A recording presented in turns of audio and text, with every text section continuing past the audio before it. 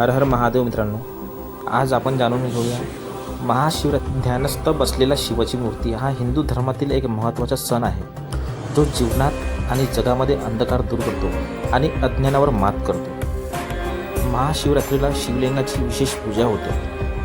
पंचांगव्य म्हणजे गाईचे दूध, तूप, शेण, गोमूत्र आणि दही लावून शिवलिंगाला अभिषेक करतात.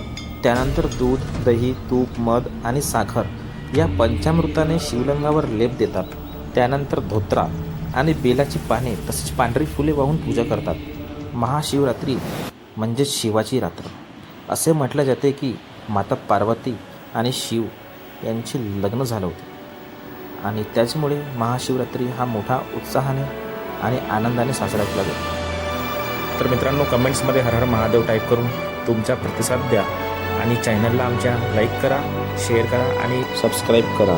हर हर महादेव.